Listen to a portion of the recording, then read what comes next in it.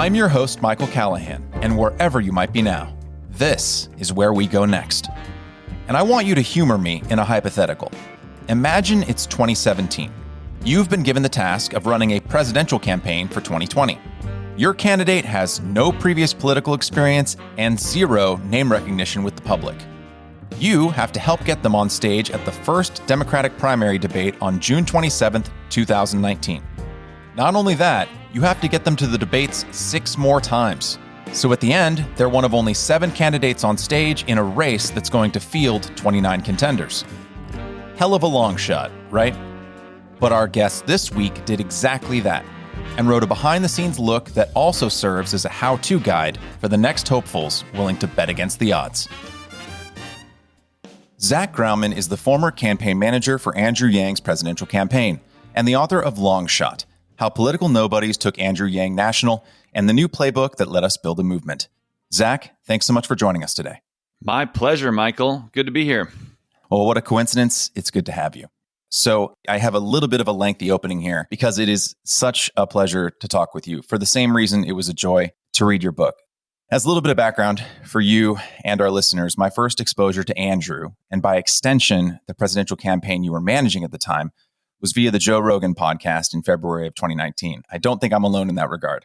To our listeners, wherever you might land on the political spectrum, if you're interested at all in politics and our democratic process, at some point in your life, you have come across a candidate who had an impact on you that was characteristically different from other candidates. Now, the reason why that person impacted you the way that they did, those are going to be specific to you. But for me, that person, that candidate, was Andrew Yang.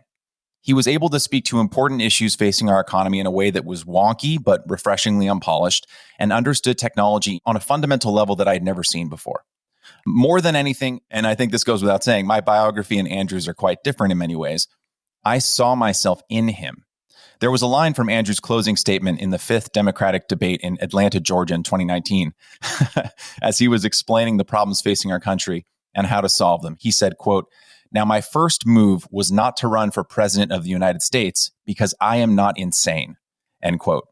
And the thing is, every other candidate for president I'd ever seen just looked like they had wanted the job their entire life, while Andrew kind of looked like he was doing it out of last resort.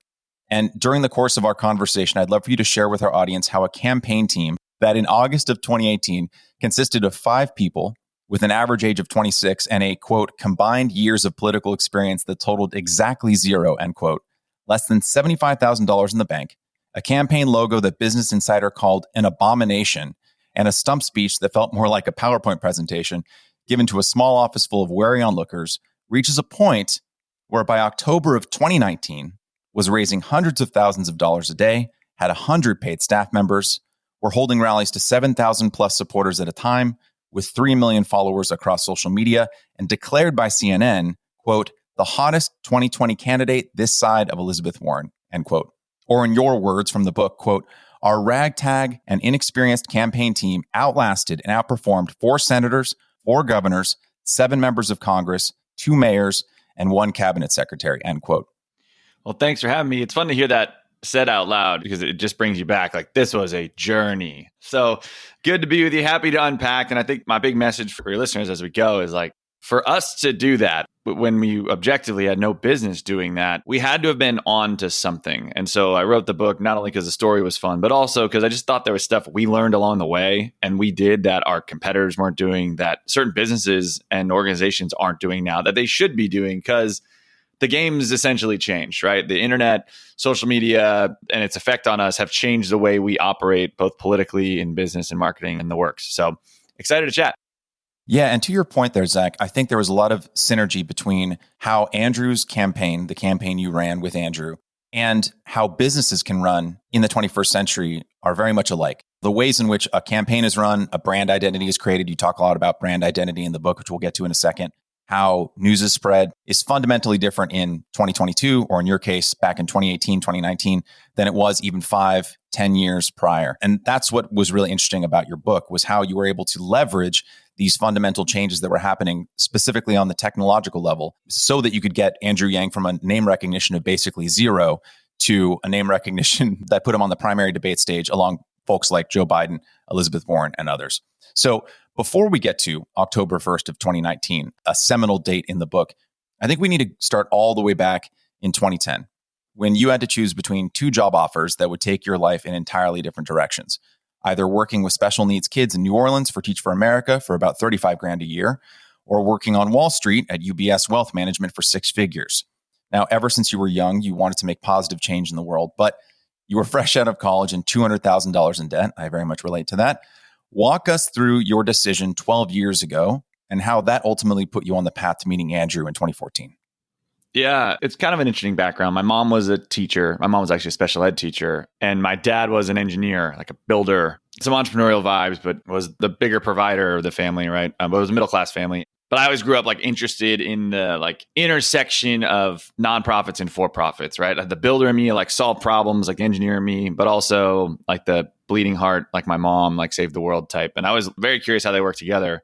And then, yeah, to your point, I had these 2 job offers. One was to save the world and one was to make money. You know, it felt like I either could do good or do well, right? I just hated this decision. I imagine many listening to this, the more I've talked about this with friends and colleagues and such, this is a common problem in the American capitalist economy, right? You can go make money and not love what you do, or you go do something that matters on a human level, but it doesn't pay well particularly.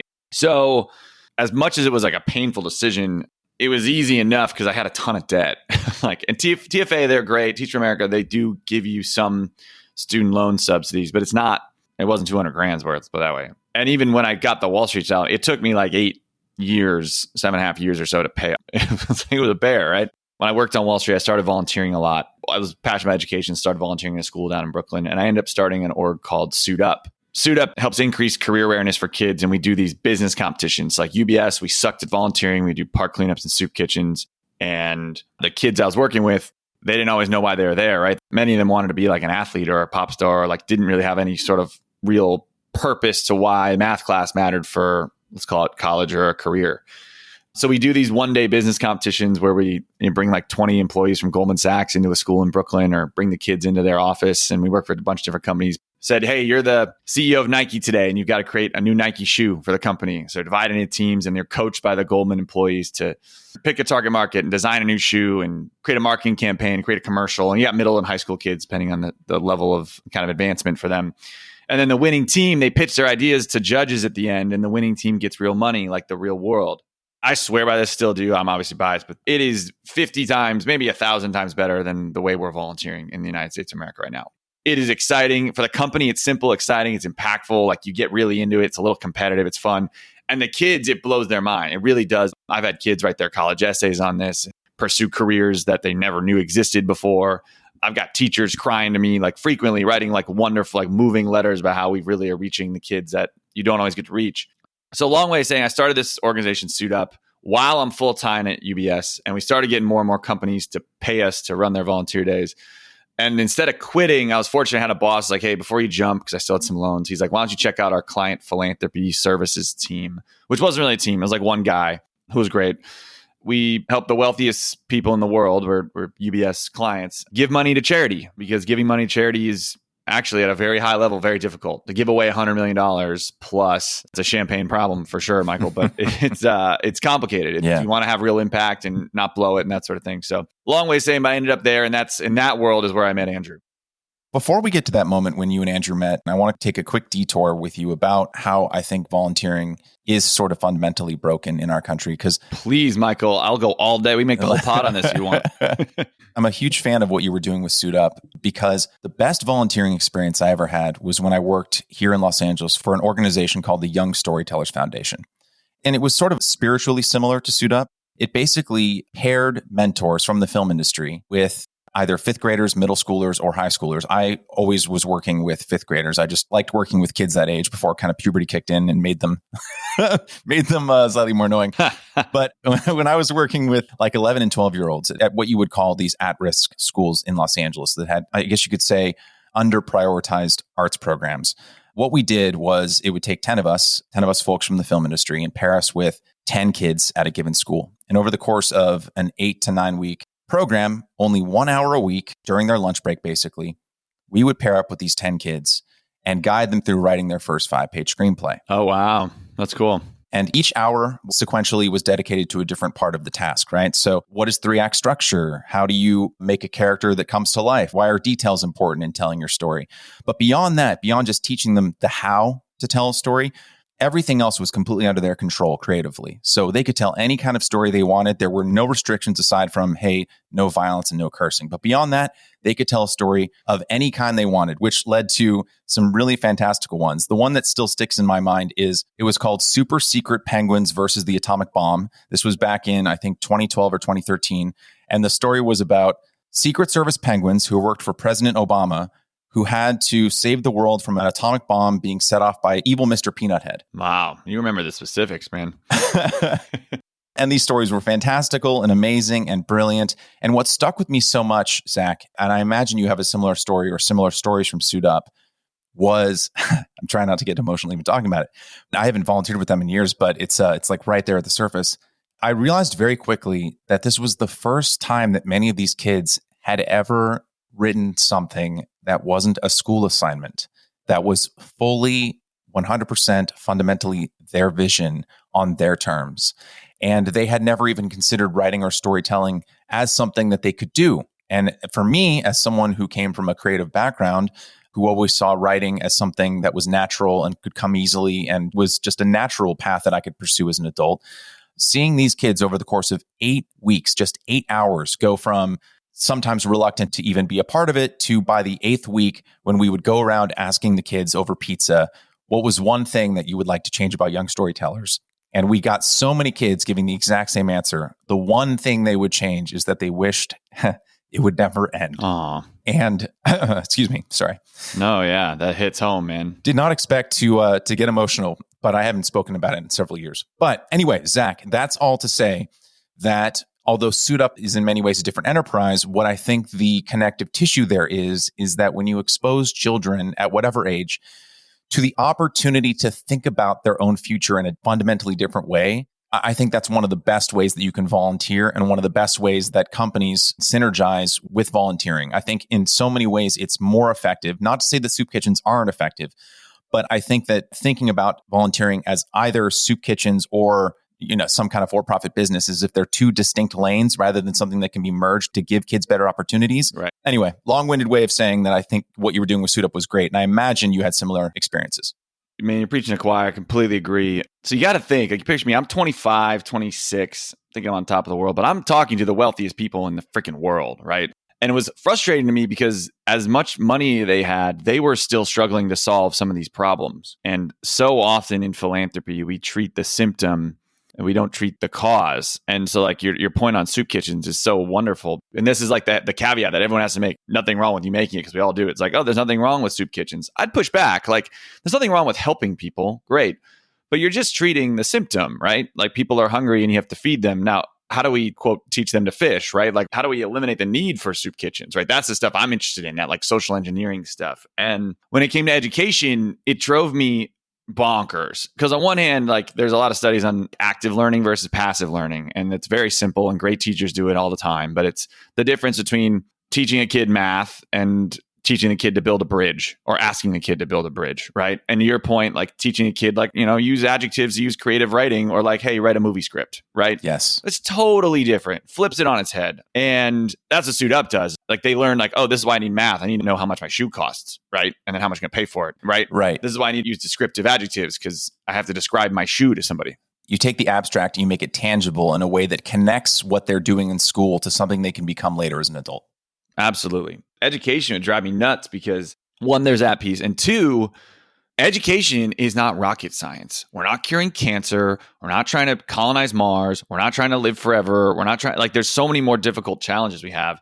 Education, we know the answer. It's time and money. Period. The end. Because the rich people figured it out. Like, they put money into it and hire great people to spend a lot of time teaching their kids. And there's nuance to it, of course. That's obviously oversimplifying, but we've had plenty of people have been well educated in this country. Yet we still have this massive problem with people not getting well educated and not getting the resources. So when I was 23, 24, thinking of Suit Up, I was like looking at this, I was like, well, all right, education needs time and money. Who has time and money? I was like, companies have time and money. And then I'd ask, like, well, what would they pay for? And right now, every charity and nonprofit in the world is begging companies for their philanthropy dollars. That's what they do. They beg the companies or they beg the employees is what they do. And it sucks. That's our nonprofit game. And it's inherently inefficient because nonprofits don't make money, right? So they need money and they don't make it. So they have to go ask for it from other people that are not related to their business or their core functions. On my end, I was like, well, how can I get companies to pay me for put more time and money into education? I was trying to find an incentive, basically align the incentives of schools and companies in a, let's call it, socially positive way. And my takeaway was volunteering because we're so bad at it. A lot of times you have a lot of white collar workers who work with their brain and numbers all day long and never work with their hands. They go out there and they build a poorly constructed house. The house isn't useful for the people that need it, and the people who built it feel like they wasted their time. There's obviously exceptions to that, but it's usually complicated. It's hard to organize and it's not necessarily fun. So I'll say this, SUIT's growing like a weed. Like we're a $1 million organization now. We've got 11 full-time people. Our executive director, Lauren Riley, is a badass. You don't see a lot of like that kind of growth in nonprofits. It's been cool to see kind of hockey stick growth from something we started with like $200. And hell, a lot of parallels there between the $75,000 you started the Andrew Yang campaign with. It's honestly no surprise that you and Andrew ended up meeting up. And I'd like to get to that night in April of 2017. Yeah. When you heard a heavily modified version of his Venture for America pitch.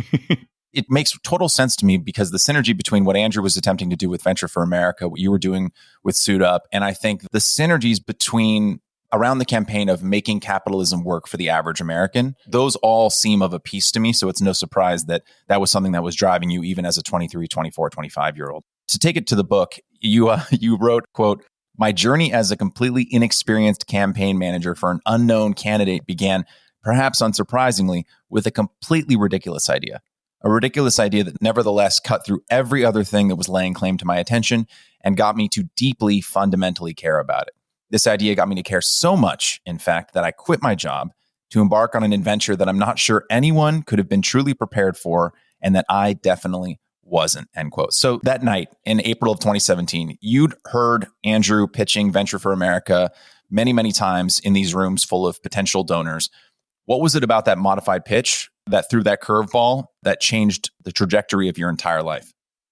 It's kind of what we were talking about earlier, like the setup of this. So like a little bit, just like high level perspective. I grew up in West Hartford, Connecticut. Connecticut sounds rich. It's not. I grew up really in a subset of West Hartford called Elmwood, and it was pretty working class. I went to public school, went to college on loans, right? So like, I wasn't cool in school, but I was good at school, right? I was like the exception, right? I went to elite school out of like the public school track.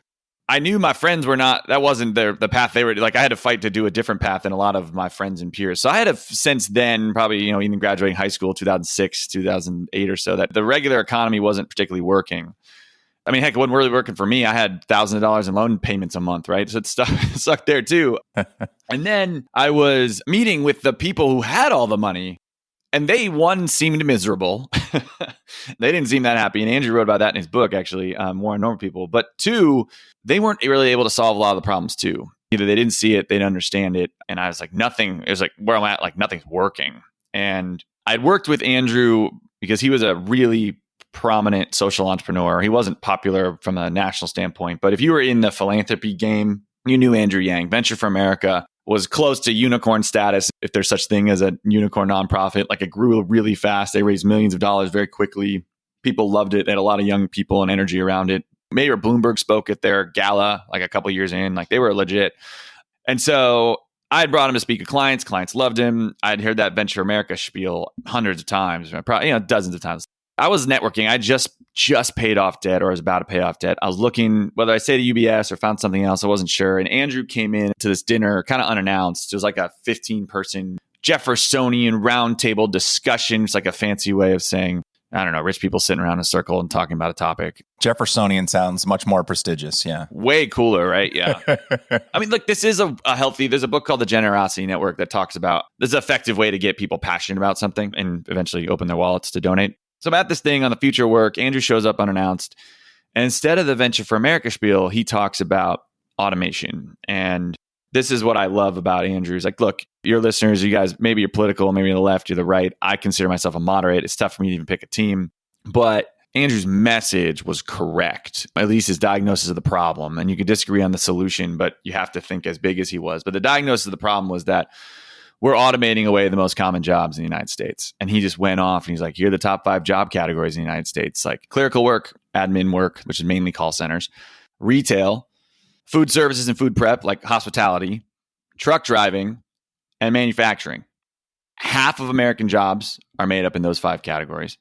We destroyed manufacturing, and he'd argue, that's what led to Trump, and he'll get there. But the other 4, what do they have in common? They're all ripe for automation. We've got trucks that can drive themselves. We've got restaurants that serve themselves, or they're using apps and less servers and line cooks. You've got the American malls are disintegrating. Retail is getting sucked up by Amazon and Walmart, and AI and the call center is getting, whether we like it or not, better and better and better. And he's like, what happens when we automate away all these jobs? Oh, they'll go find new jobs. It's just not the case. And government programs weren't working. And the best example were the states that had heavy manufacturing jobs and what happened to them. And those are Michigan, Ohio, Wisconsin, Pennsylvania. And all 4 of them went blue to red from 2012 to 2016. And they went from blue to red from Obama to Trump. And that's what got Donald Trump elected. Those are the 4 states he needed to win. So he's like, we're going through the 4th industrial revolution. We need massive nation scale solutions to solve for this.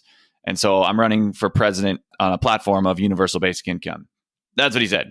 And I was like, president of America? Like, for real, man? I mean, everybody thought I was crazy, self-included a bit, but it hit home for me because I knew, like, there's no cavalry. I wrote this in my book. Like, the cavalry's not coming to save us. And I was right. I still am right about that. No one's coming to fix this. Andrew was the closest he had. So I knew he's like, running for president would wake the country up. If he wins, great. If he loses and we get some sort of notoriety or relevance, we'll have done the country a massive favor.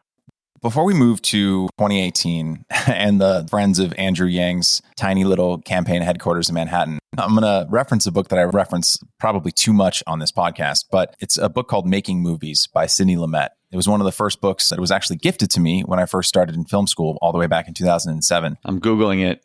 It's so good. I highly recommend it. Cool. If you're a fan of Dog Day Afternoon, if you're a fan of 12 Angry Men, if you're a fan of any of Sidney Lumet's movies, it's a great behind the scenes look.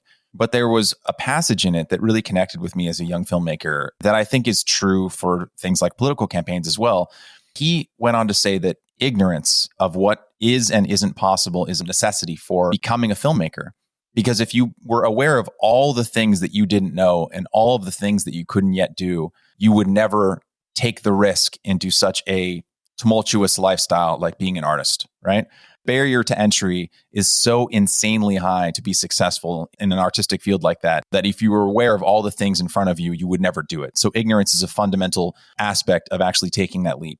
Knowing what you know now, the slings and arrows you took during the campaign, the things you had to learn from scratch, would the Zach of 2022 do it again? Or was there a fundamental part of running that campaign with Andrew back in 2018, 2019, 2020 that required you to basically be ignorant of all the things that were going to be in front of you at the time?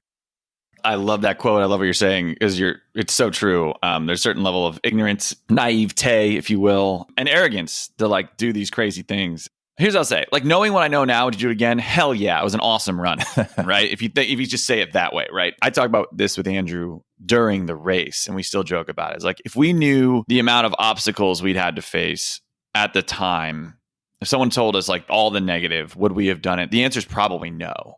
Like, we actually didn't know what we were getting into. And there's a whole bunch of factors in that, like, and we'll probably break down more. But one of the biggest ones is I thought that the Democratic Party would welcome Andrew Yang with open arms, if that makes sense, or even the far left or so, in the sense that you've got a diverse candidate with a lot of strong energy, new to politics, good energy. I could see like outside a little skeptical, but also championing probably the most progressive, I'd argue the most progressive policy that's out there is universal basic income. And now we define progressive a lot of different ways. But like, you can't get more left than giving people free money, right? And it sounds as lefty as you possibly can. Now I understand and I helped write it with the team, like the moderate libertarian conservative arguments for it too. And there's a lot of logic to it. But we thought this would be like, heck yeah, we're the left. We love this. It was the exact opposite. Like the Rachel Maddows of the world were like, screw you, as opposed to no, thank you, or we thought would be like a nice little hug. So we learned a lot that way. Plus all the challenges that we knew were a little more complicated than we knew it was a problem, but we thought it was let's call it like a moderate level of difficulty problem and ended up being expert level, that kind of thing. That was the biggest one, I think. Let's go to August of 2018. Walk us through one of your first public campaign events. You paint quite an interesting picture. It doesn't seem like the most auspicious start to a presidential campaign. So walk us through what that night was like when there, I think, was just 5 of you, right? And none of you had a political background. As I said earlier, the average age of your campaign team was 26, with the elder millennial among you being 34, I think. Yeah. One of the biggest challenges we had was like, besides raising money, there's a real question of like, what do you do when you're running for president? What do you mean, Zach? What are you running? You want to talk to people, right? Of course. But, you really think about it. You're not running for local office or even Senate or Congress. So you can't talk to everybody, right? You can't do grassroots style. You really can't even do that in Iowa, where, and kind of like they pride themselves on meeting the candidates pretty often. But even that's kind of hard, right? And we're talking about 2018. This is before the midterms, of 2018. And we had a staff of 5. We needed to raise money and that sort of thing, right? So like, what do you actually do? And we tried the traditional political game. Folks have their own ways of kind of defining this, but I would say the traditional political game includes mainstream media. So getting on your MSNBC, CNN, Foxes, and then also like your New York Times, Post, the Journal a bit. I think they've gotten a little better over time, a little more conservative too. But like those bigger outlets trying to get coverage from them. Surrogates and endorsements trying to get people who are elected officials or political power players to endorse you or come work for you, that sort of thing. High dollar donors trying to get Democratic bundlers. They're called bundlers. You only can give, forgive me if you already know this, but you can only give a max of, at the time was $2,700 per person to a campaign. So it's not just a rich person game. It's a rich person's quantity game, right? You have to get lots of rich people to write you, essentially a $3,000 check. It was $5,400 per couple, and it goes up $100 a year or whatever it is. So you go in, you try and do these like cocktail parties, fundraisers where people pay $500 to a couple $1,000s per ticket to come listen to your candidate talk. And then there's these large campaign apparatuses and political consultants where you hire the experts and the pollsters and all these folks that are part of the DC establishment. And if you hire a big one, then they have relationships with press and others to help you level up. That's the traditional game. And we tried all of that. Tried to get on mainstream media. We tried to get big endorsements, and all of them like complete flop. We sucked at all of them. And the reality was, why do we suck at it? Like, one, Andrew is new, right? He's an outsider. Andrew does do well in those spaces, right? Like Venture for America and Manhattan Prep. Like these are orgs where he had to raise from traditional people, right? But he didn't fit the mold. Andrew's greatest strength, at least for folks like me, and I think a lot of folks who would identify themselves as Yang Gang, right, was also the thing that was working against him when getting legitimacy from mainstream and quote unquote traditional sources of media and donations, et cetera, was that, especially at the beginning, he was so unpolished. It's often used as like a slur against what is basically a normal human being. But he was like unpolished, kind of wonky, spoke really in depth about issues that I think a lot of young people just naturally are savvy about, which is like anything related to technology. But because he didn't speak in sound bites initially and didn't really have the perfect stump speech, which you guys practiced and kind of perfected over time while still allowing him to be authentically Andrew, I think those two things were kind of in opposition to one another, right? Like the very things that made Andrew likable to the average person outside of those traditional gatekeeper areas were the things that made him, quote unquote, illegitimate to those gatekeepers, right? Absolutely. But I would say even in the beginning, it was like, let's call it pre-Yang Gang, right? Like we hadn't even tried any out-of-the-box marketing thing. We're just trying to be like message only, right? Right. Essentially, robots are coming, universal basic income, which it wasn't a perfect stump, but it was important. And Andrew's charismatic enough, at least, in small audiences. There were, a bunch of things. Like one, he was an outsider. Two, there were 29 other candidates. So no one thought he had a chance in hell, right? He's like, you're not going to win, worth my time. A lot of big donors and big players were in the bag for another candidate. Andrew didn't really talk like a traditional Democrat. It's not a good thing to the traditional power players. Basically, our takeaway was we were flopping over and over in 2018, trying to play this traditional game. And some of it was Andrew, but a lot of it was just kind of the concept of Andrew, right? And the takeaway was we didn't make Andrew Yang appealing to that old school audience. We needed to find the audience that naturally found Andrew Yang appealing and then bring them to this audience. Because this is the audience, this is the problem with the traditional, like, let's call it the political industrial complex, if you will. Like, they're behind, right? They thought Bernie was a nothing burger and he almost beat Hillary, maybe should have, right? May 16. Same reason they couldn't see Trump. This is the one that thought Hillary was going to roll Yeah, that she was going to roll on Donald Trump and didn't see him coming. But that's the ones that didn't understand Black Lives Matter as a movement. And even you go back to Occupy Wall Street and they think that Quibi was going to be a good idea. It's like this kind of like groupthink nonsense that the average person's like, that's awful. But this world's like, this is going to be great. It's like Kirsten Gillibrand's going to do really well. Like, no, she's not. There's no connection there. There's no authenticity. Without you, no one cares, right? You being the powers that be. And it's why you've seen your Joe Rogans do so well and the non-traditional media and such. But anyway, we were trying to play the traditional game and we sucked. And you got to think, like, here we are, like, trying to run for office, not know what you're doing. Like, let's go, Andrew. And no one's coming in events. And you're like, we got to flip the script here. You know, what's interesting is to make a perhaps tenuous comparison here. I've always been a fan of technology companies like Apple, et cetera. And you go into detail about the importance of brand identity, which we'll get to in just one second. But there was this article that I read years ago that basically said that Apple was the only company that could have ever made the iPhone back in 2007. And the reason that it could have been the only company to make the iPhone was because it failed at making the Mac mainstream. So because the Mac failed to become mainstream and only had 2 or 3% market share in the late 90s, early 2000s, when Steve Jobs came back to the company, the PC, was ascendant. Microsoft was ascendant. But because Microsoft was ascendant, when Microsoft wanted to make a smartphone, they wanted to go from strength to strength. So the smartphones that Microsoft was putting out in the mid 2000s were miniaturized versions of the Windows 95 desktop with a stylus. So you would basically operate a tiny little desktop in the palm of your hand, which is completely unintuitive and garbage, right? They were trying to miniaturize their greatest success into something that was fundamentally opposed to that kind of interface. Because Apple had so fundamentally failed at making the Mac mainstream, they had a blank slate in terms of how they had to think about the smartphone. They could start exactly from scratch. And it seems like that was the freedom that you guys had with the Yang campaign, right? Because you weren't operating under these assumptions about how a political campaign had to be run, you were able to see it from, again, that naivete point of view of, okay, we're completely failing at all these other traditional routes because we just don't know how to play that game. We haven't been in the industry long enough. We don't have the connections. We don't have the savvy, et cetera, et cetera. Let's try another way. Let's make an iPhone. I haven't thought of it that way, but yes, absolutely. We're looking at it. Well, all right, if you were going to run for office, I mean, basically, it was this problem. It's like you have no money, you have no name, you have no nothing, you have no experience, no real resources or assets, but you have to win the presidency of the United States, or you have to at least get to serious contention. How would you do it? And most people will say, well, you can't do that. And I'm like, fine, but how can I? Right? That was the challenge. Yeah, fine, but how can I? Yeah. And one of the things I love about Andrew, like we were very, very clear-eyed on the mission and what we needed to do and how we saw this space.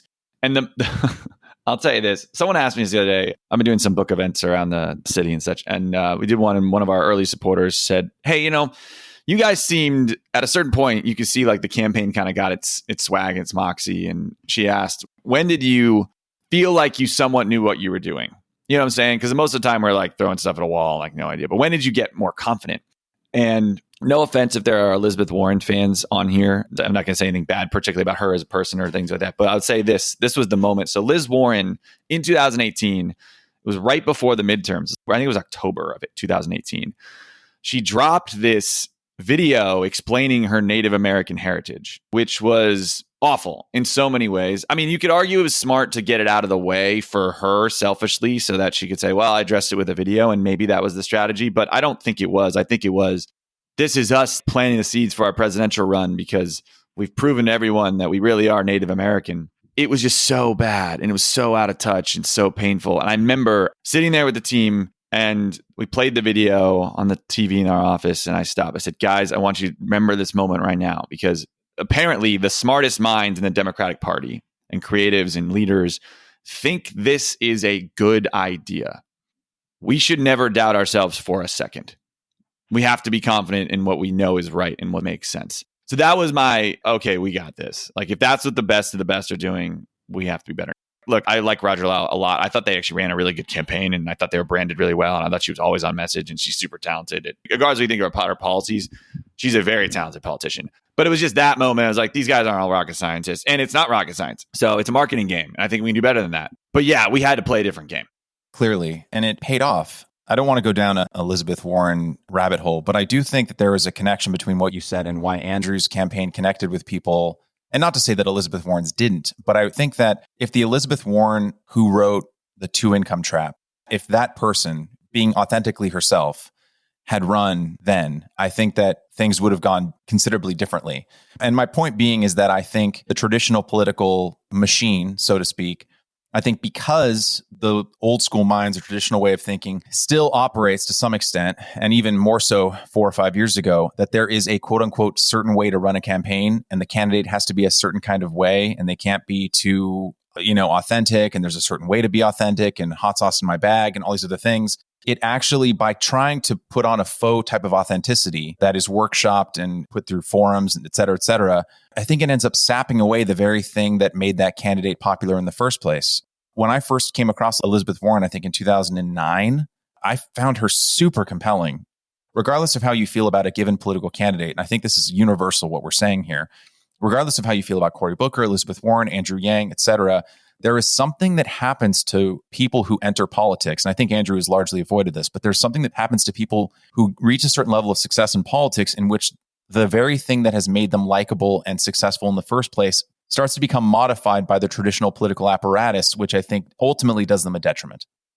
There's a couple forces here. One of them is that whether some politicians have learned it or not, and a lot of the Democrats did not learn this, is that you're in the attention economy, right? Where our attention is our most valuable resource and asset. And so all day long, there's a constant war for your eyeballs and what you care about. And the hardest part of that is that understanding that you're running for president, you're not just competing against Liz Warren and Bernie and Biden and whoever's, the other usual suspects. You're also competing against Kim Kardashian and the new Boys episode that dropped on Amazon and Taylor Swift's next concert and whatever the heck so-and-so tweeted and whatever podcast you're listening to and your friend's tech, you name it, right? You're competing against all that. You have to cut through that. So that's why a lot of these traditional power players like the cable news hit or the endorsement, that maybe can make you a little better than the other politician, but you can't compete against whatever, episode of This Is Us that's on CBS or whatever. No one cares. And we knew that fundamentally. Well, let's talk about the attention economy for a second. You do a really fantastic job laying out what the attention economy is in the book and why I think a lot of politicians back then and even today stumble in attracting attention to their campaign because they don't realize that they're not just competing against other politicians like you just mentioned in 2022 or even back in 2018, 2019. They're competing against every single other thing that is grabbing your attention. And in the age of smartphones, yeah, it's a lot. Last night, Zach, I was taking a break from prepping for this very talk. I was watching TV and I didn't even realize until about 5 minutes in that I was not even really watching TV. I was looking at my smartphone and not watching TV at all. So even when I think that my attention is on one thing, it's being pulled somewhere else. So walk us through, because this is such a fundamental part of why the campaign succeeded as much as it did. Walk us through how you were able to, game that attention economy while still keeping Andrew authentically Andrew. Because I think to your point earlier, too many politicians, when they try and get attention in this economy, end up sacrificing the very thing that made their candidate likable. How did you walk that fine line? And that was kind of the point I was making before. I was like, if done wrong, it's so inauthentic and cringy, right? It's awful. Yes. Yeah. And especially young people, you can see right through it, right? Millennials, it's their biggest, I think there's a stat on this, I'll probably butcher it, but the biggest thing that millennials value in brands is the authenticity, right? They feel like they can trust it. It feels like it's real. How do we know this? I kind of knew how Trump's playbook worked, where he was getting the media to chase squirrels and navigating the attention economy really well. But to me, we had a crash course in 2018. I call it a crash course in realizing that no one gives a shit. And we did events no one came to. We posted things on social media no one liked. We said things no one thought twice of. And we even had trouble engaging our own supporters, like people that donated to Andrew and liked him. They weren't going to volunteer or vote or whatever we needed, right? So we had this book and with this really powerful message. I read this book the first time. I jumped out of my bed. I'm like, holy cow, the world needs to hear this. And no one read it. No one cared, right? So how do you get people to care? And that's the thing. You got to get people to really, really care. And I talk about this in the book. It's like, you could ask 10 Democrats, you care about climate change? And they're all going to say yes, or at least 9 out of 10 most of the time, right? They're all going to say, yeah, climate change is important.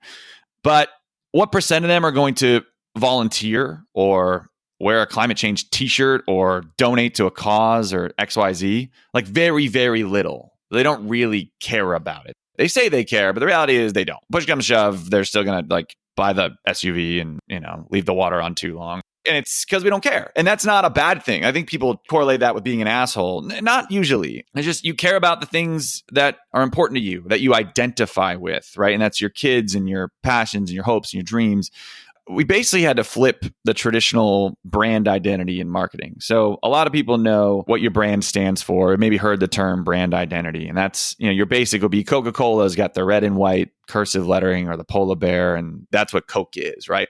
And we had that. We had the Yang logo that Business Insider called an abomination. It was like not very clever, interesting. But we had UBI. We had if you looked at our website, you kind of got the brand identity. But there was no connection to it. And we needed people to identify with Andrew. And Trump was the best at this, one of the best, where he could cut through the attention economy so well. And his supporters felt a connection to Donald Trump. And I want to think about how amazing that is, because there's no one in the world like him. He's not a real human being. He's ridiculous.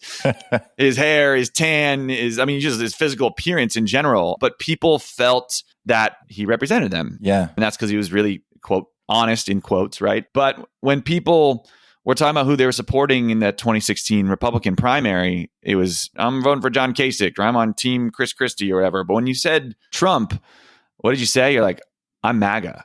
I'm MAGA. And you felt that visceral, oh, this is a part of me. Oh, this is Trump territory. You know what I'm saying? Where it's part of us. And he was able to do that because, one, he masters the attention economy, but two, his message was the country's going to shit. And everybody knows it. No one wanted to say it, but he did. And people identify with that. And there's a lot of value, because Andrew had that too. Andrew was like, this is a massive problem. And the people that were like, yeah, I don't like politics, but that guy's right. There's a strong identity that happens there, if that makes sense. Yes. And when you announced, it was, I think, late September 2018, when you announced, we're calling it Yang Gang. That was what you were pitching that Andrew Yang supporters would now call themselves. Yeah. And pretty much everyone else on the staff was not exactly in love with the name. But your insight into it and why I think it worked so well, and how you tied it to why MAGA was working so well with Donald Trump, is I think that there is a fundamentally different emotional connection between saying I am voting for this person versus I am of this group. Yes. And when you say I'm MAGA or I'm Yang Gang, even if ultimately it's saying the same thing, hey, I'm supporting this political candidate, it gives you a sense of identity and belonging that saying I'm voting for a person doesn't give you, because there's more distance there when you say that. Yes. And great businesses do this well. And I think a couple examples I had in the book, my mom calls herself a Target girl. She identifies with Target. She's like, I'm stylish, I'm chic, but I'm not going to spend out the ass to buy my purse or flip flops or whatever it is, right? And she'll drive out of her way to go to Target. Mac was great at this. I'm a PC, I'm a Mac. I was in college when that was happening and be like, I'm a Mac guy. I freaking love this thing, right? Seeing yourself with a Mac, I would refuse to get a PC. I thought it was the coolest thing in the world, and I couldn't afford it, right? So you just pack that onto the debt. We wanted that visceral connection. And Yang Gang, for a serious presidential contender, a little strange, but we had to shoot for the moon, right? We needed people to rally around this guy. We wanted to do what Trump did on the right, obviously more positive and wholesome and human, where he was able to create such a popular movement that the establishment eventually lined up behind him. They're like, this guy can win. We did the first part where we built a popular movement. It was really exciting, raised a ton of money and make rallies and all those things, but we never got the establishment to line up behind him. Now, a number of reasons, Democrats, Republicans are different. Trump was way more popular. We were used to Trump. You know what I'm saying? He was in your primetime home on NBC, frankly considered a Democrat for years. Oh, he had massive brand awareness before he even ran. Yeah. Yeah. 99% name recognition. No politician has that. I think Clinton was the closest and didn't have that. I think she was 98, whatever. Yeah. To pivot to an adjacent, but I think slightly related point, there was this tagline that Andrew would use over and over again to kind of contrast himself with Trump. I can't remember the exact quote, but it's something along the lines of, what's the exact opposite of Donald Trump? It's an Asian guy who loves math, I think is something to that effect. I might be butchering the quote. Pretty good. The opposite of Donald Trump is an Asian man who likes math. Now, I would say if you're a white guy giving that as a political speech, it's way less effective than the actual Asian guy talking about himself. I tried it in one speech I gave. Campaign managers get invited to events, and I dropped that line one time, and it did not go well. A lot of it was, one, calling that out, but two, there was a subtle racist undertone to a lot of the way the media treated him, or voters would treat him, and the model minority myth, and a lot of like, oh, he must be good at math and numbers. And so for him to just, and we loved it. And this was like one of the things we did in the team, just like hit that shit right on the nose. Like, oh, you want to think I'm good at math? Yeah, that's my slogan. Like, fuck yeah, I love math. That just diffuses that bomb so quickly, as opposed to like, this is absurd, but I feel like if I was Liz Warren's team, I'd get in trouble for this, but I would be like, hell yeah, I'm Native American. Like I checked the box and it got me whatever, like lean into it. And then no one can make fun of you anymore. Now you have to find that subtle way to do it. But the fact that it was like, oh, well, when we all knew she checked the box because it would help her get jobs that, we all know it. Like if I was part Indian, I'd probably check the box too, right? Because it would help me in this economy that's hyper competitive. And she's trying to fix that. That would be a cool message, right? Anyway, I'm off my soapbox. One of the things too, and I think this is important, and I think it speaks to the disconnect between quote unquote elite media and the average person. And this is something that I was really awakened to because of Andrew's campaign. So in my line of work, I often, through kind of a roundabout set of circumstances, I often work with a lot of dudes who oftentimes will just have a high school level education. They'll come from places like South Central, Placentia, the San Gabriel Valley, et cetera. They're either Black, Latino, first generation, children of Asian immigrants, et cetera. And so oftentimes I've been the only white dude in the room, right?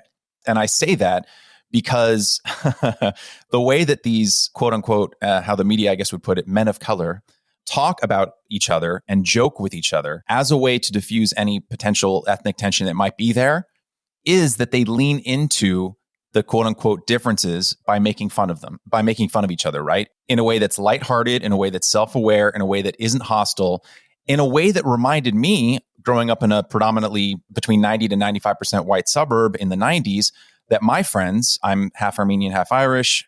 My friends were of Italian, German, Irish, Jewish, etc. descent. The way that we would just totally jokingly, as the best of friends, make fun of each other's backgrounds as a way to say we are all actually very much alike. It was by pointing out our quote unquote differences that we found a commonality.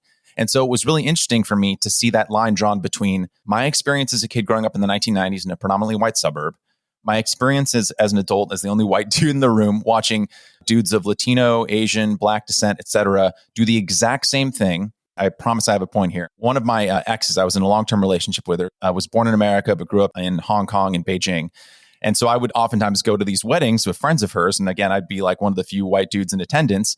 And there were just jokes, like, hey, we know that the person who would be proceeding over the ceremony would say like, hey, just in case anyone needs to file a lawsuit or needs like a heart exam, you'll be able to get one here, like, oh, I've been to so many all Asian events and the jokes are hilarious. A joke that acknowledges the stereotype, right? Yeah. But in a way that diffuses any tension while acknowledging it, right?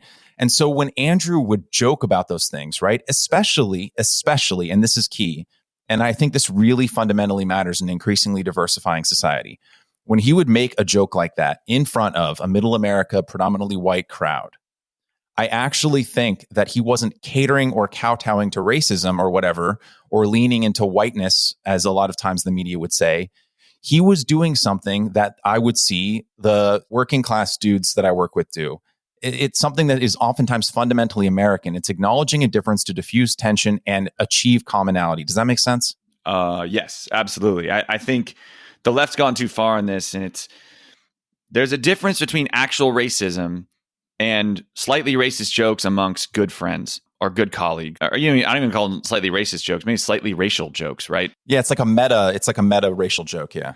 Look, I played football in high school in a 40% Black and brown, maybe more. And the football team was skewing higher than that. And I used to bring Krispy Kreme donuts. So like before every game, freshman year, yeah, they called me the donut man. Like, look at your white ass. And I didn't find that. Obviously, it's different going, of course, towards a white guy, but still, that was the culture, right? That's so different than actual racism. We need to identify actual racism and address that, and also poke these on its head. And I'll never forget this. So Andrew considers himself an Asian American activist, and even though, let's call the woke left does not particularly love him, and I would say, or me, I guess, but he would say after he made the Asian doctor joke, he said, "I'm Asian. I know a lot of doctors." He said that on a debate stage.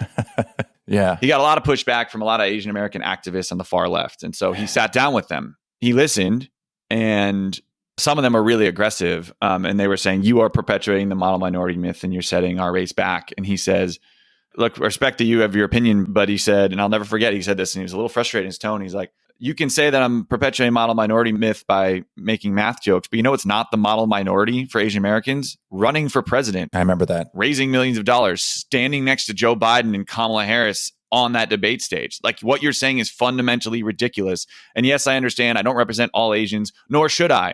But if I can make some levity out of that point, I think that advances what we're trying to do. And hopefully some kids around the country see me and say, I can do that. Kids that look like me is what Andrew said. So, yeah. It's one of the challenges in the left, I think. I mean, the right has they got plenty of problems. Yeah. But the left, I think we just missed the point. We'd rather be right than win and right than operate. So, yeah. And we could dedicate a whole episode to how the right is messing that up. To put a finer point on it, I think one of Andrew's campaign ads, the reason I bring it up is you talk early in the book about when you were trying to fundraise from wealthier donors, that $2,700 cap, and you would get these, what you would basically say are these stupid pieces of advice from people who'd never run a presidential campaign. And one of the things that they said, and this really stuck in my gut when I read it, because I remember seeing how well Andrew was connecting with middle American, predominantly white working class men in those regions. When one of the donors said, quote, "You're Asian, won't people in middle America dismiss you for your race," end quote. And you go on to talk about how that's such a deeply racist comment, but it's just one of the most moving campaign ads that I saw from your campaign was, I wish I could remember the name of the guy. It was a trucker, a white guy. Oh yeah, probably Fred Ramey. There was a couple. Yeah, Andrew was the first politician who we ever felt like actually cared about him. It's not that folks who might have been critical of some of the things that Andrew said, it's not that they didn't ever have a point, right? I want to be clear, right? Yeah. But in my opinion, that ad, right? Or even just taking it away from ads, right? Because ads are ads. Just looking at YouTube videos that I would see that weren't funded by anyone's campaign and seeing how people were reacting to Andrew. Oftentimes, Andrew being the first Asian American that they had actually spoken with for an extended period of time. And them being able to say authentically that I see myself in this man. The thing that frustrated me so much about the backlash that Andrew and your campaign would get about model minority stereotypes, I don't mean to, obviously I was just a voter, right? But it tore me apart inside, because I thought, if Andrew making a authentic connection with someone who probably had never said more than 5 words to someone of Asian descent before isn't making progress for Asian Americans as a whole, then I don't know what is. Yeah, it was heartbreaking in sense. And I think I try to understand where people are coming from and kind of meet them where they're at. And I think we have a Democratic Party in particular that's a little out of touch.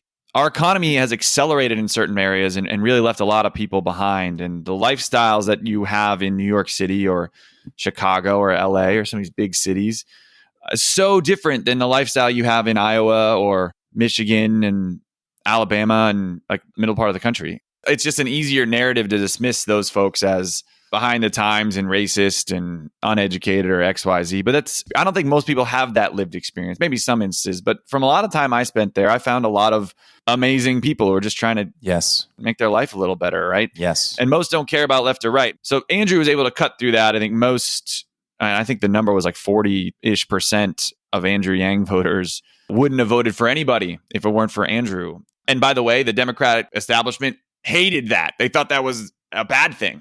You complain about the establishment and that sort of thing. We built what I called an identity brand instead of a brand identity. People connect with you. And a lot of the things we did, I call it, you create a like us persona. So like us, you're visionary, you're smart, or you're non-traditional, you hate politics, you're optimistic, whatever it is, where people can connect. You find your tribe, right? And we did podcasts and memes and math and some of the crazy things. And then the fun part, but probably what got us in away from the establishment the most was, I call it, let them in. You have to let people openly connect with you and feel part of your campaign. And that's where you saw things operationally, we had Facebook groups and rallies or progress bars to show how many donors we're getting and set our goals, or we had Discord groups and text threads and things like that were good for kind of 21st century organizing. But we made him fun. Yeah. And did everything we could. We did a lot of stunts, which were good and bad. I love the little cartoon Andrew graphic on the website. I thought that was so endearing. Yeah, that was Jonathan Chang is a really good artist, but Andrew's the team we're all entrepreneurs in the beginning. It's we need to optimize for the one thing that mattered. And the DNC said 65,000 donors, you're on the debate stage. And Andrew's okay, every single day we're getting 65,000 donors. That's our goal. That's the goal every single day. Yeah. Someone wants to help. Yeah. Can you get 5 people to donate $1?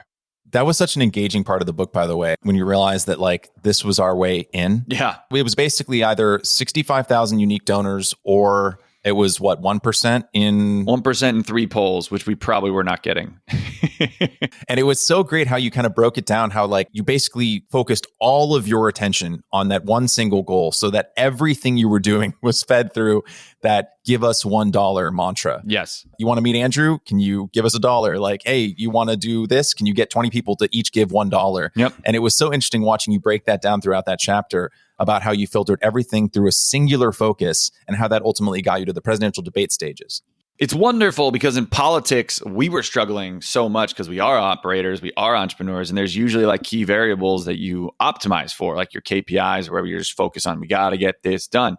But in politics, and I kind of said this before, is like, you don't always know what to do. And you don't always know, like, it's tough to do a cost benefit analysis on what's better use of time. Is it better use of time to try and do a fundraiser because they don't always pay off that well? Is it better use of time to get an endorsement? What does that turn into? Is it better use of time to try and do cable news hits or press or stunts?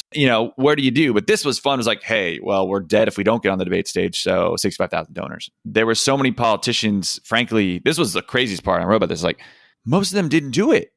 Most of them just didn't do it. The big ones didn't have to, right? Like your Biden and Bernie, like they met the polling requirements. But there were, probably 20 plus that didn't meet the polling requirement, and none of them prioritized it. So what happened was you had, these articles were hilarious. Who's qualified for the debate stage? Like Joe Biden, Bernie Sanders, Elizabeth Warren, Kamala Harris, Pete Buttigieg, and Andrew fucking Yang. That was it. End list. Yeah. And we weren't even included in polls yet, which was wild. And you're like, I guess we have to include him because he's on the stage before Cory Booker and Kirsten Gillibrand, who we feature on our show all the time, right? Whatever it is. So on March 19th, 2019, Vanity Fair coined a new and slightly unwieldy word, Yangmentum.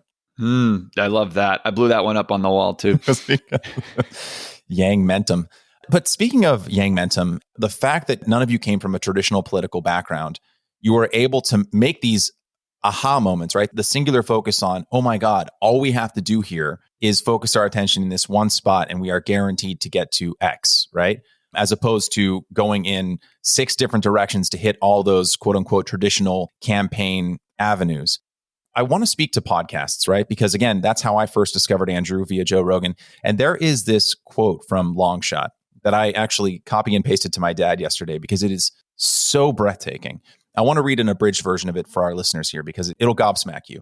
You write, quote, "Let me put it this way.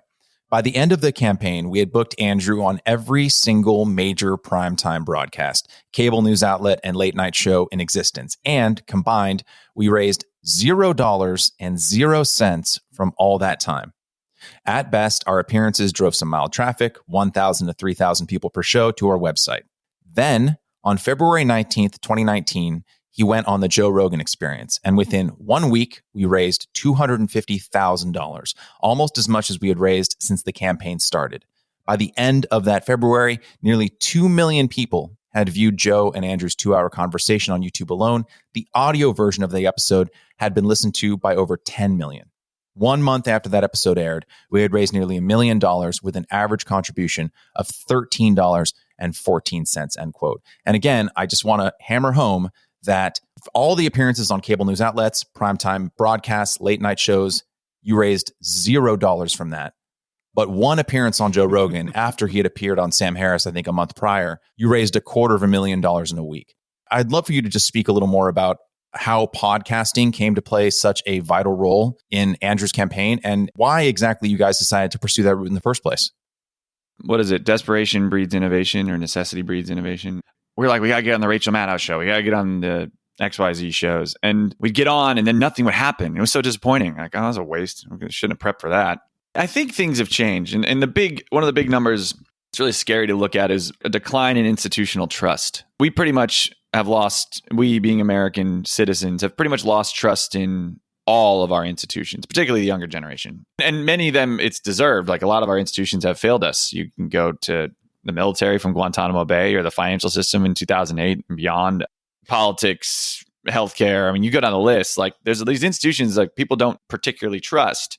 There used to be a world where, and I was one of these kids and my mom was certainly one, we with bated breath would listen to every word Katie Couric and Matt Lauer were saying on the Today Show or Walter Cronkite. Like, we used to trust these figures on our TV screens or the journalists, right? And that's gone, right? You can go on these shows now and they're like, hey, buy this product. And it's not particularly needle moving.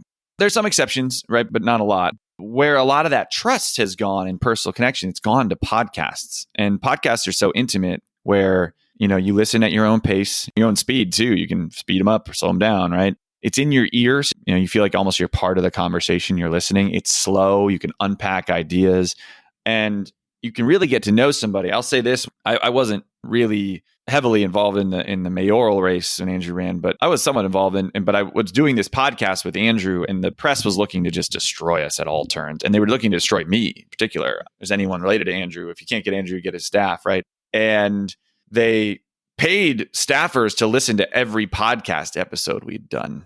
And that's all. I mean, God bless anybody to listen to all of them. Holy shit. One of the things I remember talking to a reporter after they backed off after listening to the podcasts, particularly on me, which I was really humbled by. It was nice, but they were like, after listening that much, we got to know you a bit and we don't think you're an asshole. Wow.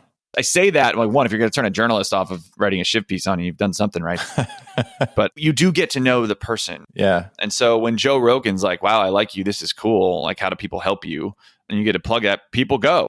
And I say that as like, I'm a Buffalo Bills fan. I listen to a Buffalo Bills podcast and I love this guy, Joe Marino, and he does a podcast every day on the Bills. Like, think about it in the offseason. Like, what are you talking about? But I love it.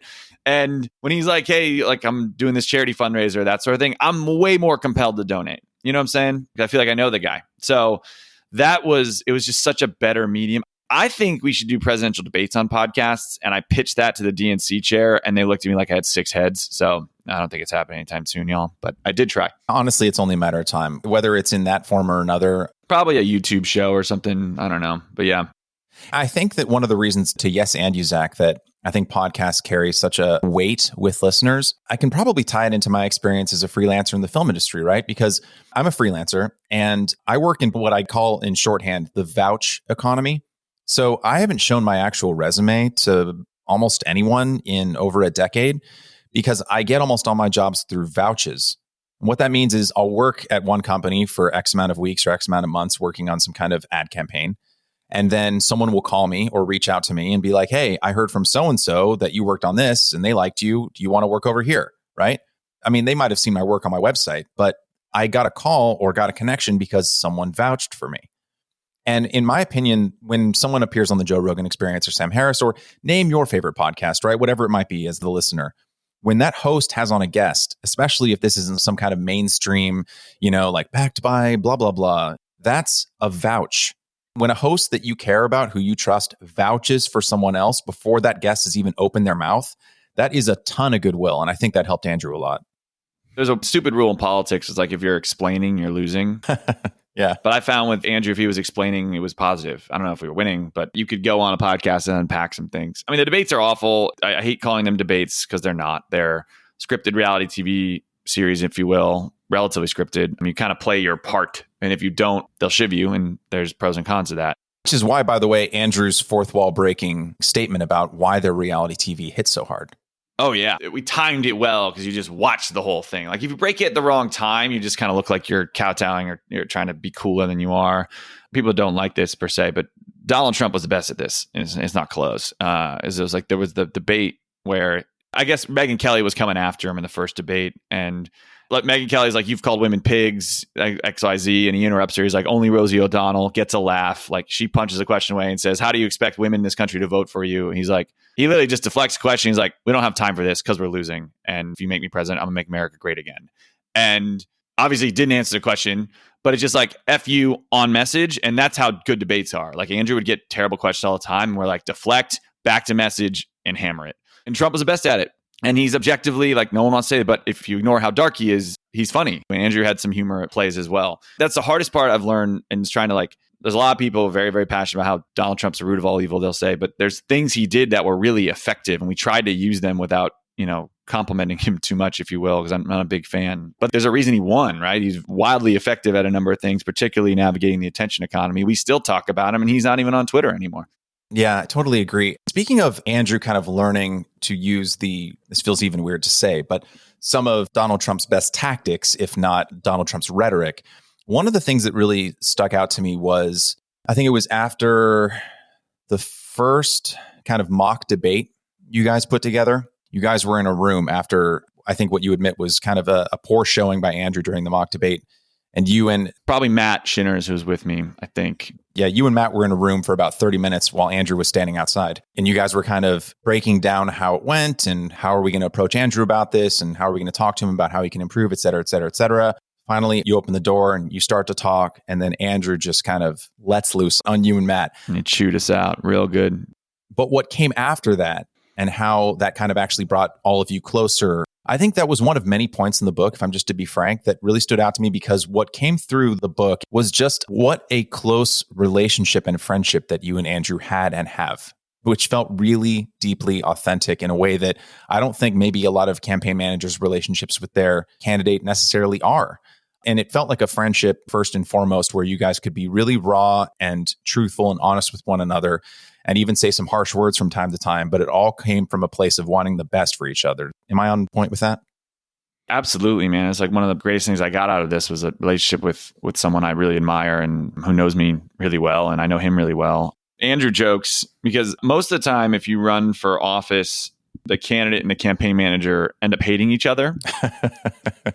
I have to imagine that moment where you and Matt were talking about how to handle Andrew and how to make him a better candidate. I imagine that moments like that where Andrew kind of broke the kind of meta fourth wall of how candidates and campaign managers are supposed to interact and just literally just, I don't want to say cursed you out, but basically was just like, I'm the fucking candidate. I should be able to do what I want, et cetera, kind of called you both on the carpet and kind of woke you up to how you were kind of starting to treat him. I imagine that the reason that a lot of campaign managers and candidates end up having a falling out is that they don't have those come to Jesus moments where they're able to be authentic with one another.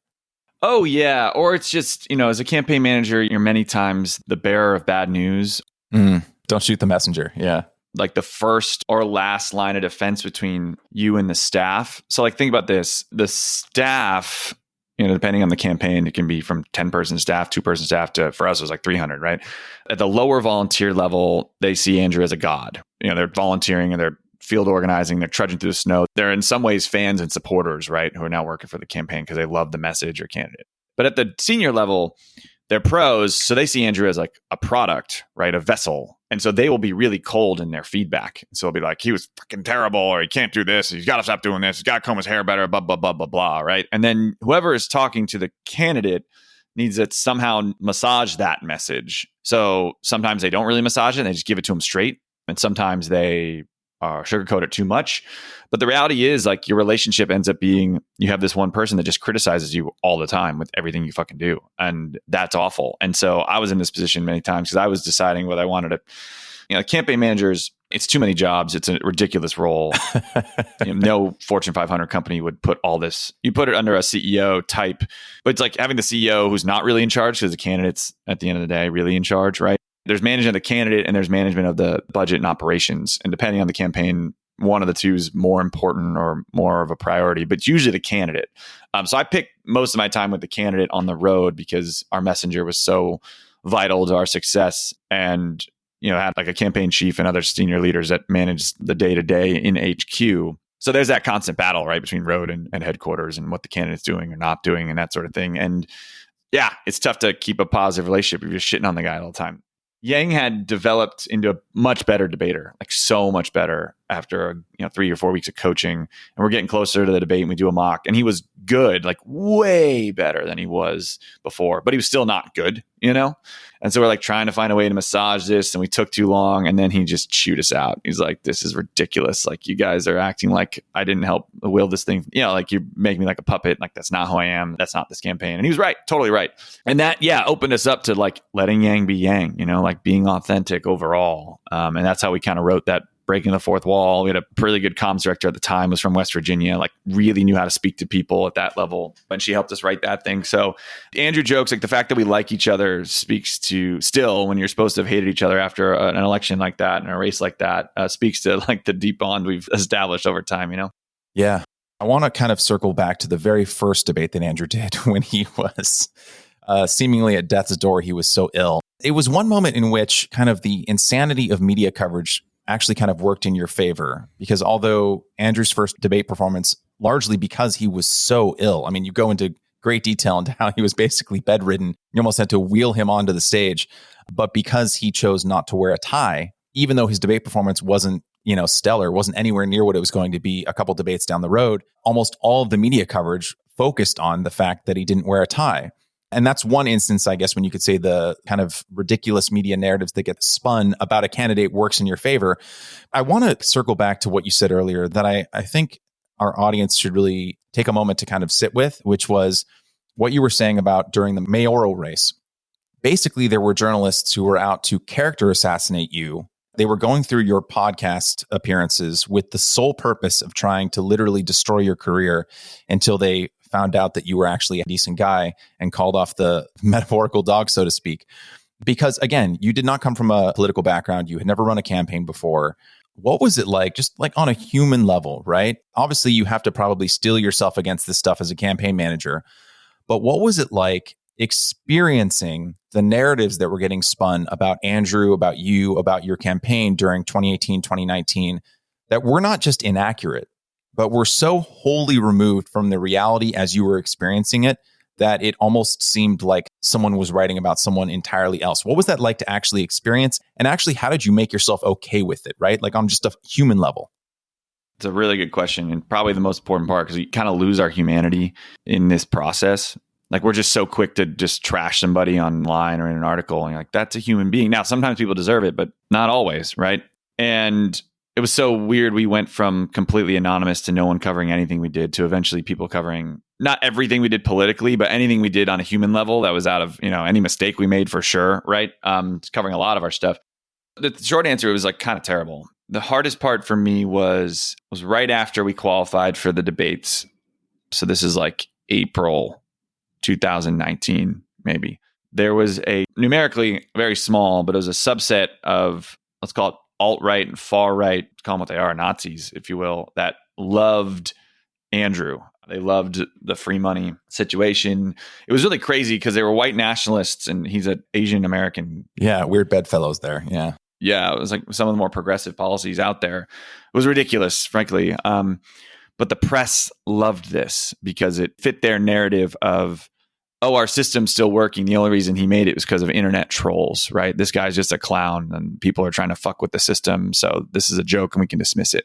Media is media, that sort of thing. But it was really hard because we were getting called racist. We were getting called, Nazi lovers and white nationalists and things like that. It was very weird to see Andrew Yang be called a white nationalist. It was awful. I mean, like CNN town hall, like Ana Cabrera brought this up. Like this mainstream news outlets, like asking him these questions. Richard Spencer endorsed Andrew and George Stephanopoulos asked him on Sunday morning. Like this is like was real shit.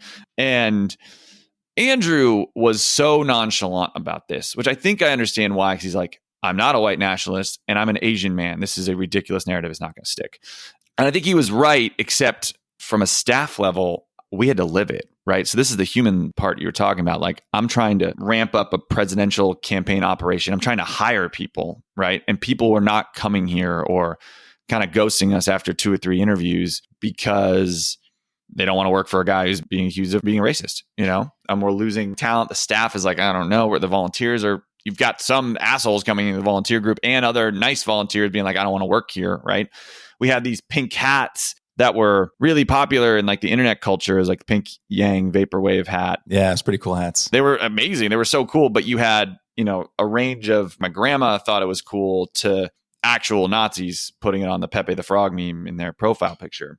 We seek the counsel of anti-hate groups and nonprofits and experts on this, and we didn't know what to do. Their solutions, I thought, were awful. They wanted us to just ban the pink hat because we did denounce it, right? Like what you're supposed to do, but it wasn't really working. And the more we felt we denounced it, the more it was drawing attention to it. But they were like, ban the pink hat. And I was like, well, what happens if they make a pink shirt or then a green hat? Banning felt like the wrong thing. And I was so bad, man. I was grinding my teeth at night really bad. Oh, you had to get a mouth guard. Yeah, I had to get a mouth guard. I remember calling my dad, I broke down. I don't know if it was this particular issue that I was really sad about. It was just like the overwhelming weight of like, holy shit, they're coming after us. Why I think this story is so upsetting to me is having read the book, right? Having read Longshot, understanding what your biography is. Before this, I had a decent understanding of Andrew's biography, where he comes from, the story about the hut that his father grew up in, why Andrew decided to run for president, why you decided to support him and become his campaign manager when you could have literally done anything else. You could have stayed in a cushy 6-figure job, to use your words. Oh, great job, man. I think why it's so upsetting, and it speaks to, I think, a larger problem within our politics and why people are so bitter and untrusting of mainstream media sources and politics in general, is because you lay it out pretty plainly at the beginning of the book that the reason you decided to take this leap with Andrew on, for all intents and purposes was, as the book's titled, a total long shot, right? Why Andrew decided to step away from Venture for America and run for president. Because as he said, he is not insane. He would have done anything else but run for president if he thought there was another way to improve our country, right? Again, this has nothing to do with whether or not a listener to this podcast agrees with Andrew's politics. What this is about is whatever Andrew's politics would have been, make them whatever you want in this hypothetical campaign. Make Zach's politics whatever you want in this hypothetical scenario. What I think is deeply upsetting is no one goes to volunteer for Habitat for Humanity or goes to volunteer at a soup kitchen or starts an organization like Suit Up and gets called a Nazi or a white supremacist for wanting to help other people. And the reason that you and Andrew ultimately started this campaign, and again, listeners don't have to agree on policy, right? The reason you started the campaign from nothing was because you both thought there was something deeply wrong with our country that you felt you could help address. Our politics will never get fixed if good people, right, regardless of how you feel about people's policies, if good people who are trying to make a fundamental change to make our country better, in the same way that people would volunteer at a soup kitchen or Habitat for Humanity or any other organization they spend time with hoping to make a change. If every time someone tries to do something good, they're called a white supremacist, how many more people are going to try and do something good? It's so deeply upsetting. And that's why it was upsetting to me, because I literally saw in Andrew's campaign that he didn't have to do it. I'm not going to name the politician, but there was a big Vanity Fair magazine cover where they quote him saying, "I was born to do this," or "I was born for this." There are so many presidential campaigns where you can see in their eyes that ever since they were like a baby, they want to run for president because whatever, the power, the prestige, what have you. Mm-hmm. And so when someone comes along and wants to do something fundamentally good and gets dragged through the mud like this, anyway, I know you didn't ask for this rant, but I just have to say it. It's so deeply upsetting. Well, thank you, man. It's super insightful. It's like so frustrating because Andrew's been called these things. I've been called these things. I've had, the campaign called certain things. It's so crazy. I mean, I actually put this in the book. There's headlines on every single major Democratic campaign was chewed out for like not being diverse enough or not being left enough. And it's like, okay, well, if the leaders of the left movement can't get this right, like no one's getting this right? Like everyone, or they're not safe. No one's safe, right? It was always frustrating. Is like you take 3 minutes and look into their like my background or Andrew's background. Like you should have a simple conclusion. Like, are they perfect? Of course not. Like I'm a white kid from Connecticut, right? I'm not going to do it all right, but I'm also clearly an ally, right? Or trying to be, which I think is important in this world, especially when having worked on Wall Street and now navigated the Democratic Party and some of the Republican Party, like I have a very good sense of who the bad guys actually are, Yeah. And they're very, very different than me. And I may not be perfect. I'm clearly not. But that doesn't let's identify the bad guys first before we come after the Yangs of the world or the Zachs of the world. Like, oh, look, I'm not perfect. I'm not saying this isn't a holier than thou thing. I'm just saying at least we're trying, and that's hard. What helps me out, like I framed this photo in my apartment. It's the "Man in the Arena" quote from Teddy Roosevelt. Have you heard this quote? Some people haven't. Yeah, but I'd love for you to share it. I'm going to read the whole thing. It's like 3 sentences, but it's worth every second of it. It's like, "Man in the arena, it's not the critic who counts, not the man who points out how the strong man stumbles or where the doer of deeds could have done them better. The credit belongs to the man who is actually in the arena, whose face is marred by dust and sweat and blood, who strives valiantly, who errs, who comes short again and again, because there's no effort without error and shortcoming, but who does actually strive to do the deeds, who knows great enthusiasms to great devotions, who spends himself in a worthy cause, who at the best knows in the end the triumph of high achievement, and who at the worst, if he fails, at least fails while daring greatly, so that his place shall never be with those cold and timid souls who neither know victory nor defeat." And that's like kind of what keeps me going. It's like, if you're going to do anything, they're going to shiv you. You can go from Mother Teresa to Jesus Christ to Gandhi. I mean, they killed Jesus, right? He's like, if you study Jesus, you're just trying to help. And the reality is, doing anything, you're going to piss people off. Now, we have a lot of bad guys that get a lot of hate too. So it's not always easy to identify. Just because someone's getting hated on doesn't mean they're good. So To start to get us towards the finish line for this conversation, I guess what I want to say is two things. The first, kind of a statement on what you just said. And second, a question I want to put to you about where you think we go next with our politics and political campaigns specifically. To go back to, why you and Andrew were smeared during the campaign and why other candidates oftentimes would just simply not get that same kind of attention or same kind of accusations is. And I think a lot of folks, a lot of voters and people who are interested in politics are kind of waking up to this because of alternative sources of media like podcasts, et cetera, where politicians and candidates get to kind of speak more plainly and for longer periods of time. It's oftentimes simply an establishment versus quote unquote anti-establishment battle where the weapons of, oh, you're a racist, oh, you're this, oh, you're that, are used to try and besmirch or smear candidates who are really a threat to the establishment, not necessarily bad people. Traditional media structures or traditional political campaign structures are trying to work within their best interest to keep their power, like any large organization would do. I'm sympathetic to why they would want to do it. I just wish that, and this is a pipe dream, I know, but there are so many good people out there who want to do good things. And ultimately, your book, Long Shot, is a story about how you and Andrew and the rest of the campaign were so successful in taking, again, someone with zero name recognition outside of what he was doing with Venture for America to 3 million social media followers in 2019 and millions more now. You use your experience as a way to help teach others how they could do something similar. And why I'm making the point to, I think, what is so deeply rotten with our politics and why the current environment is making more Andrews coming out of the woodwork more difficult is I think what you do with Long Shot is you put a very clear path about how people who, like you and Andrew, want to make our country a better place, want to make the world a better place, regardless of their politics, can go about doing that. That's why I think Long Shot, the book, is so deeply important and why it worries me that there are seemingly so many folks out there who want to prevent good people from doing good things.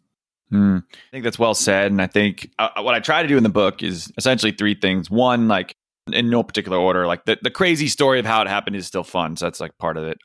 But the other two are one, like a playbook on like what we did that I hope others can take. And there's some relatively actionable takeaways that I think can be applied to a lot of different industries. But then the third one is really say, hey, kind of look forward and move the conversation even more forward, is that based on the way the attention economy and our political system is working right now and how people who are going to be competitive here need to respond and are going to respond, what does that mean in the future? Your successful politicians are going to be the ones, contending in the attention economy. And for every one Andrew Yang, who's like a rational human being with some good marketing chops and some good ideas that are catchy, you're going to have other Marjorie Taylor Greens, et cetera, or even like the squad, if you will, if you want to go left or right here, where they're young, they know the attention economy, but they're not really compromising, right? They're very, very strong-willed in what they're running for. They're running on not single issues, but almost single platforms, if you will. Like to call it the MAGA platform, or it's almost the Bernie Medicare for All platform. And in some ways, it'll be exciting because there'll be a lot of new people joining the political arena, but also going to be tough because in order for them to get notoriety and attention and things like that and to compete, they're going to have to kind of draw their line in the sand that they can never move. So I'm in the camp, like I know that there's plenty of people who I like to disagree, but I'm in the camp like, look, if we can't get to Medicare for all, I would happily take Medicare for 80% or 90% or even 50%. If we could get 50% better than where we are right now, I like it, right? Like this new gun bill that comes out, like it's not the most effective thing. I don't think it's going to be that great, but it is better than where we were. So we should support that, right? That's my mentality, right? Like progress, not perfection, because we're just getting stuck. But there are people that disagree with that. There's more purists than me, and I respect their opinion. But that's, to me, you're going to have more purists running for office. And that's going to pose a whole new set of challenges and themes, I think, over the coming years and decades. Yeah. Then that takes us to our final question, Zach. In the book, you have an interlude where you stop at October 1st, 2019, and kind of mark that as the high point for the campaign before eventually things started to kind of sputter out. And I think it was after the New Hampshire primary was when Andrew bowed out of the campaign. So what you do in the book is a really fantastic job of showing us, the reader, how you were able to take a long shot like Andrew and get him on the debate stage 5 times, out fundraise established political candidates who'd been, in politics for decades, get thousands of supporters at your rallies, raise $10 million in a single quarter. There were so many metrics that you hit that 2 years prior, I don't imagine probably any of you thought was even potentially possible. And yet you did it by pursuing alternative pathways, alternative sources of media, alternative strategies, like just getting $1 from 65,000 people. And you were so successful in getting to that point on October 1st, 2019. You spend the second half of the book kind of in a post-mortem style, sort of breaking down where you weren't able to leverage those alternative pathways to get to the presidency. So I guess my question to you is, for future candidates, or if Andrew runs again in 2024, who knows, or other candidates who want to pursue a similar path, who want to try similar tactics that you lay out in the book, Longshot, have our political mechanisms, have the way that presidential campaigns and political campaigns in general run today, are they different enough? Have the things that the 21st century has brought about, like social media, podcasts, memes, etc., have those yet been able to move the needle enough that a candidate can not only get to where Andrew was in October 1st of 2019, but also potentially get to something like the presidency or statewide office or something? I guess my question is, are we there yet? And where do we go next? So here's what I'd say. I think presidential politics are very different than local politics because of the attention economy. Like, people naturally identify with the president more than they do a senator, governor, or mayor in certain areas, especially depending where you live, right? No one outside of New York City really gives a crap about the New York City mayor's race. And that's probably the most prominent mayor in the country, right? Like, we just don't care about stuff that doesn't touch us very much. So on the presidential level, you're seeing it happen. Trump essentially did it. Obama was a somewhat of a version of that in terms of change and an outsider, but I mean, nowhere near as much as someone like a Bernie is. And Bernie was pretty close, right? So you're seeing that happen much more on the presidential national scale. But where real change is going to happen, and you've kind of learned with all of these presidents, like, they really only have so much power, right? They change the narratives and they change the culture and they change the direction of the parties, but they're not always able to change much on policy besides maybe one or two big items. A lot of the stuff that will really matter is the local races. And those are harder, mainly because of the infrastructure of our system is that there's not a lot of people that vote in primaries. So the people that vote in primaries tend to be really far left or right, or like Team Dem, Team Republican, like the traditionalists, right? And it's hard to register. It's hard to switch parties. There's a lot of things Andrew's working on now at Forward. He's trying to fix a lot of this.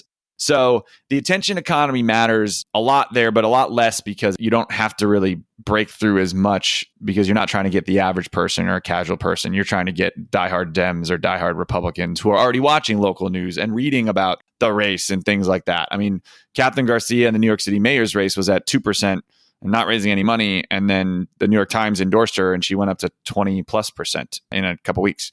That's how it works in a lot of these local races. That is slowly changing. That's cracking, but there's some infrastructure stuff that needs to happen, which is kind of my fear, is that on the local races, people are just going to build a identity brand just as far left, as far right as they can, because that's the only way to get the base all riled up.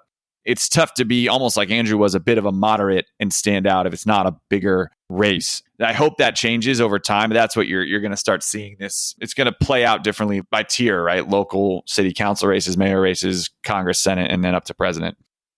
Well, Zach, this conversation could have gone 6 different ways. Right. I'm looking at all the notes that I left on the floor, but I don't regret a minute of this conversation. So thank you for writing the book. Thank you for sharing yourself and what got you where you were with the campaign. And thanks so much for your time today. I really appreciate it.